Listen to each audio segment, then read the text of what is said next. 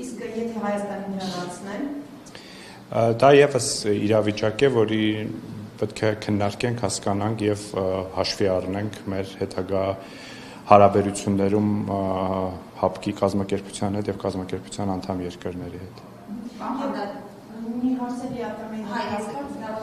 Պարոն Խանդարյան, ուզում եմ իմանալ նաև նույն արտգործնախարարի տեղակալը ԵԱՏՄ-ին կապված է հայտարարություն արել, պնդել է այն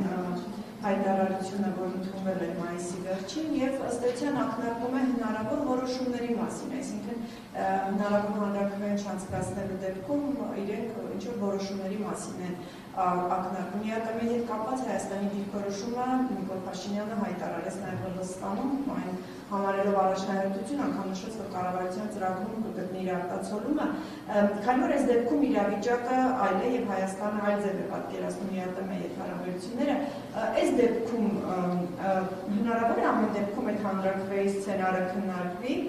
եթե ոչ, ապա որն է Հայաստանի, այսպես ասած, պլան B-ն, եթե իրենք ակնարկում են հնարավոր որոշումների մասին, իսկ դրանք կարծես թե ոչ այնքան շահեկան են լինելու Հայաստանի համար։ Հանրաքվեի օրակարգ արհեստական օրակարգ է եւ բազմից նշվել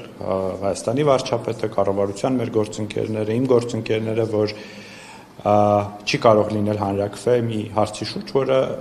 պարզապես գոյություն չունի։ Եվ բնականաբար Հայաստանը մոտ ապագայում,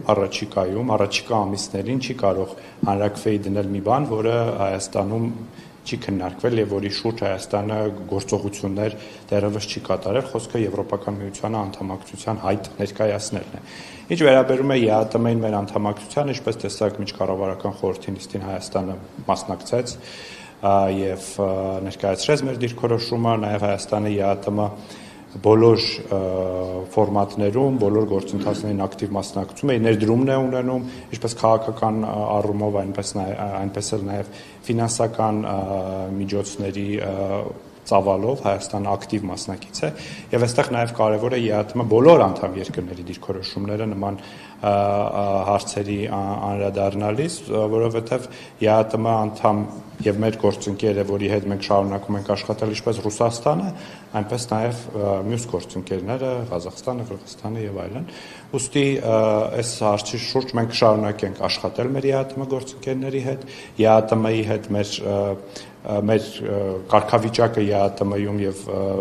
անդամակցության շարունակությունը նաև ամրագրված էր քաղաքացիական պայմանագիր կուսակցության նախընտրական ծրագրում եւ դա իր արտացոլումը կգտնի նաև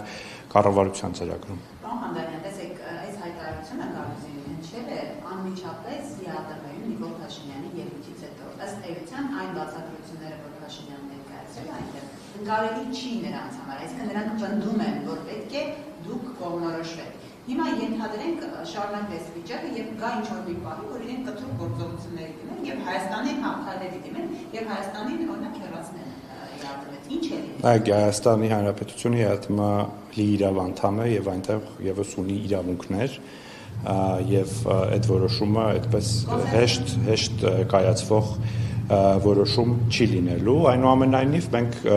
չենք պատրաստվում այս հարցի շուրջ առճակատման փուլ մտնել, մենք շարունակելու ենք համբերատար աշխատել եւ բացատրել այնքան, մինչեւ դա անկալելի լինի մեր գործընկերների համար, մեր բոլոր գործընկերների համար, նաեւ մեր Եվրոպական միության գործընկերներն են դրան հետեւ։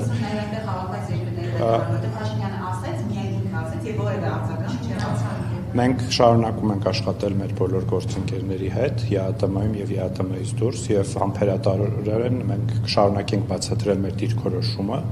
եւ բնականաբար դա պարզից էլ պարզ է, որ երբ որ Հայաստանի Հանրապետությունի վերջո կայացնի այդ որոշումը, որ մենք դիմում ենք Եվրոպական միության անդամակցելուն եւ դրա համար նաեւ պետք է լինի անցկացնել հանրաքվե, այդ ժամանակ